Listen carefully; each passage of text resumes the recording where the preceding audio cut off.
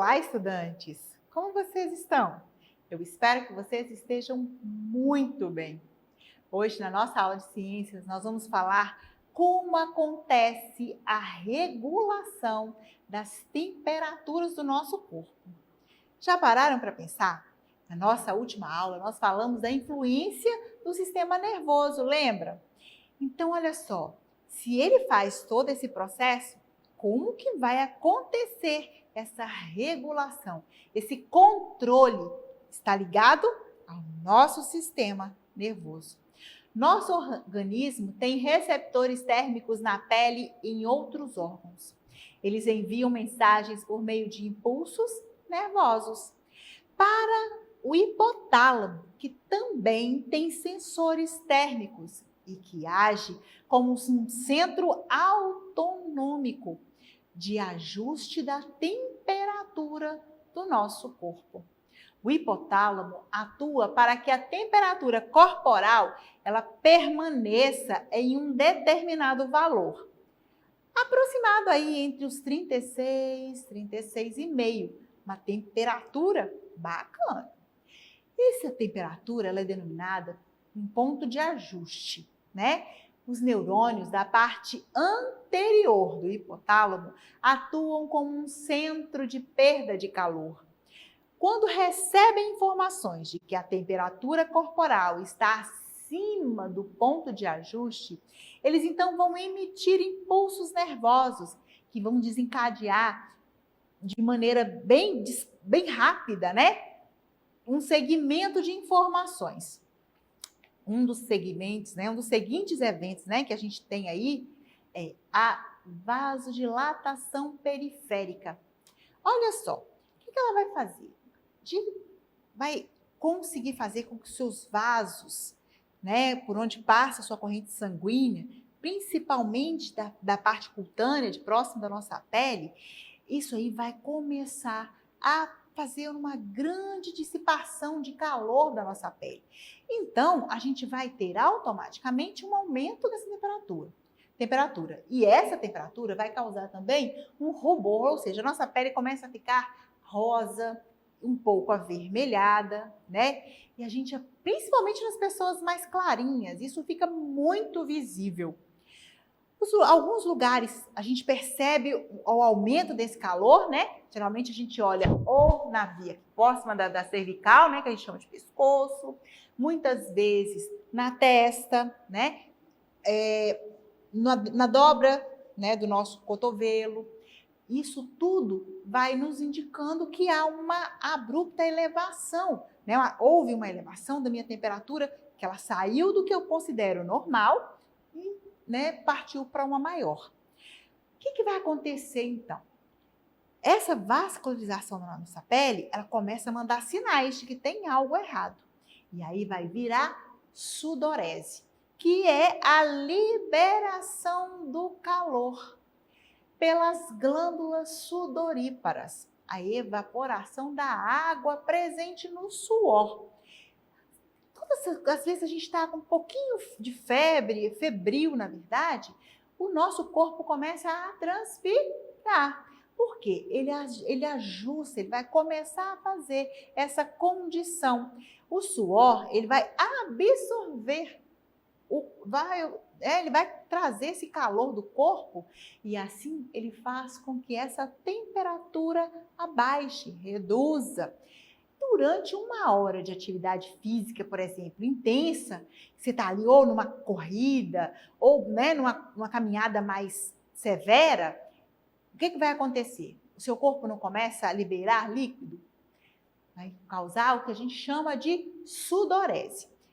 Numa atividade física intensa, a gente chega a perder entre 1 litro e 2 litros de água, que acontece cuja evaporação aproximada aí de 540 calorias, chegando até 1080.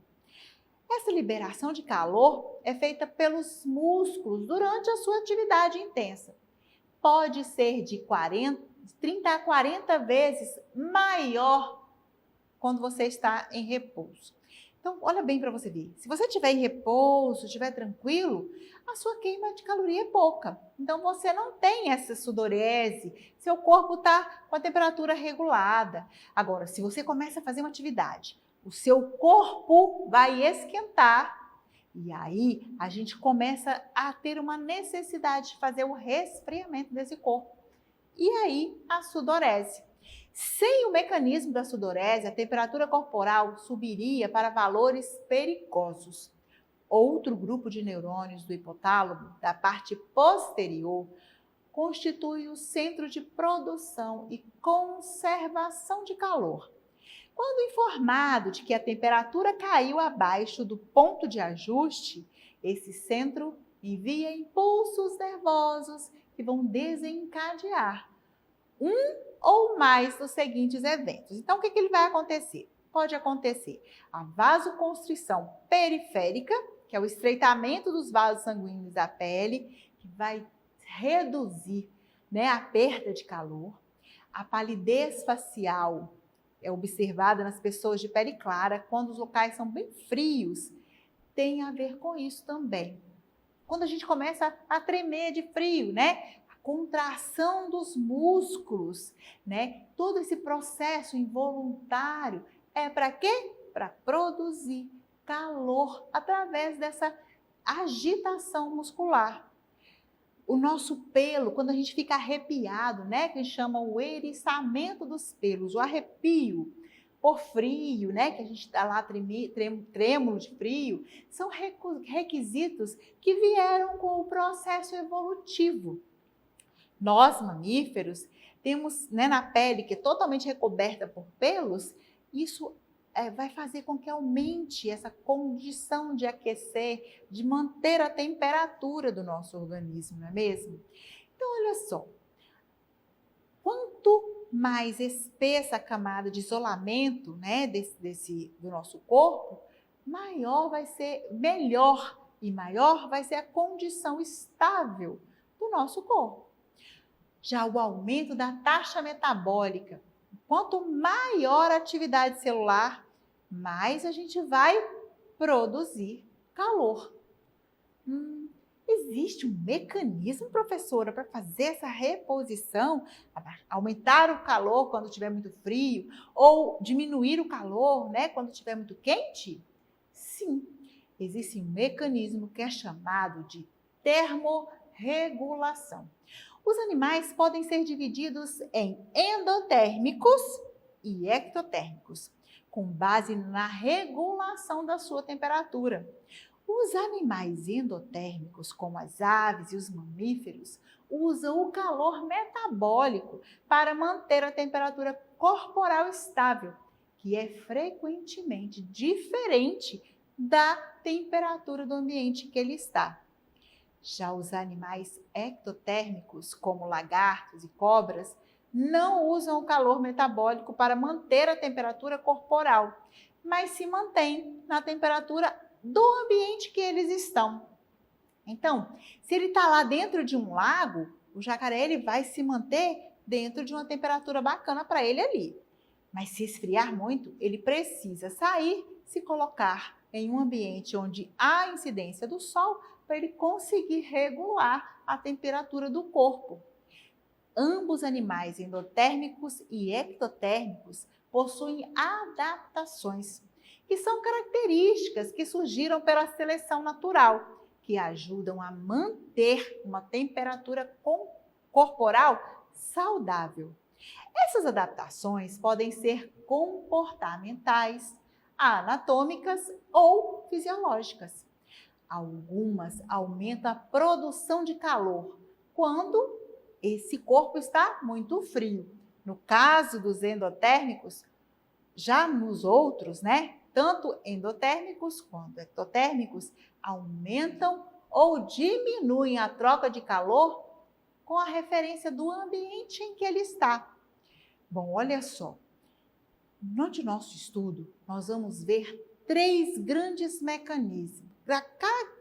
São categorias que trazem esse mecanismo de termorregulação. Então, olha só, o aumento da produção metabólica de calor, o controle da troca do calor com o ambiente. Vamos pensar aqui. Quanto mais a gente se alimenta, mais o meu metabolismo vai trabalhar, não é mesmo? Ou quando a gente faz aí algumas outras estratégias. Se eu estou num ambiente que está muito frio, eu visto uma blusa, não é mesmo? No meu caso. Já em outros animais, eles buscam lugares aonde essa temperatura vai ficar regulada. E estratégias comportamentais. Como você regula a sua temperatura corporal usando o seu comportamento? Em um dia muito quente, você pode nadar, beber uma aguinha bem gelada, não é mesmo? Ou se sentar numa sombra. Já em um dia frio, você coloca um casaco, senta-se num cantinho mais quentinho, né? Ou come uma sopinha, um caldinho mais quentinho para aquecer. Bom, e aí? Animais não humanos têm tipos semelhantes de comportamento. Por exemplo, os elefantes, eles borrifam água em si mesmos para se refrescar em um dia quente. Muitas vezes eles procuram poças de lama e se deitam nela para poder criar uma barreira na pele para que o calor, né, não chegue, não incomode tanto, né? Muitos animais procuram sombras quando a sua temperatura está muito elevada. Por outro lado, lagartos geralmente se esticam em rochas quentes para se aquecerem. E os pinguins ficam juntinhos para reter o calor. Alguns animais ectotérmicos são tão bons em usar estratégias comportamentais para regular a temperatura que eles conseguem mantê-la numa faixa estável, mesmo sem o calor produzido pelo metabolismo, aumentando a produção de calor, que é a termogênese. Os endotérmicos têm vários meios de aumentar a produção de calor metabólico, que é chamado de termogênese, em resposta ao ambiente. Uma maneira de produzir calor metabólico é através da contração muscular. Por exemplo, você treme incontrolavelmente quando está com muito frio. Tanto os movimentos deliberados, como esfregar as mãos ou dar uma caminhada, o tremor, tudo isso, todas essas atividades musculares vão acelerar o processo de calor. A termogênese, sem tremor, fornece outro mecanismo para a produção de calor. Esse mecanismo depende de tecido adiposo especializado, que é a gordura, né? Conhecido como gordura marrom ou tecido adiposo marrom. Alguns mamíferos, especialmente os hibernadores e os filhotes, têm muita gordura marrom. Ela contém muitas mitocôndrias, que é quem produz a energia do nosso corpo, com proteínas especiais. E aí, né, que essa energia de moléculas mesmo, que são combustíveis, para que aconteça todo esse processo de movimentação do nosso corpo. Ao invés de canalizá-la para a formação do transporte de energia, para saber mais com a energia e liberar a formação desse calor, as células adiposas marrons elas vão verificar o excesso sobre proteína de se desacoplar. E aí elas vão conseguir armazenar e controlar o ganho ou a perda do calor. Os animais também possuem estruturas corporais que respondem pela fisiologia, que controla o quanto de calor, né, vai ter nesse mecanismo aí. Se a gente como que está o meu sistema circulatório? Como que está o fluxo sanguíneo? O isolamento do meu corpo? Como que os pelos estão protegendo durante o frio? Ou até mesmo durante o sol? E aí? Como que acontece todo esse processo? Pela evaporação através da sudorese. Todo o mecanismo, ele acontece dentro da performance que o meu sistema nervoso traz, como memória, que já está lá guardada. E aí? A superfície corporal, ela é o principal local de troca de calor com o nosso meio ambiente. Então, controla o fluxo de sangue da nossa pele e é uma forma importante de controlar a perda ou o ganho de calor. Então, o vasoconstrição ou a vasodilatação, ela é importantíssima, porque ela vai regular através da condição ali. Se eu estou com muito frio, para que essa musculatura consiga entrar em um processo de atrito, para eu conseguir fazer a produção dessa energia e transformar isso em calor. Nossa, nós aprendemos muita coisa. Vimos que este sistema de controle da temperatura do meu corpo, ela está relacionada também com o meu sistema nervoso. Nós vimos também que o meu sistema, tanto do nosso, animal, como de outros, tem diferença, não é mesmo? Então, nós podemos ser endotérmicos ou ectotérmicos. E aí? Agora, para a gente conseguir melhorar a condição do nosso conhecimento, é hora de colocar em prática o que nós aprendemos hoje. Nossa aula de hoje, não é mesmo? É hora de rever as nossas atividades, as nossas aulas, fazer todas as atividades. E você já sabe como fazer isso, não é mesmo? É só você apontar a câmera do seu celular aí, para essa imagem que aparece no canto da tela. Você também pode acessar nossas redes sociais e o nosso canal do YouTube SMED-GV. Um forte abraço e até a nossa próxima aula. Vou te esperar!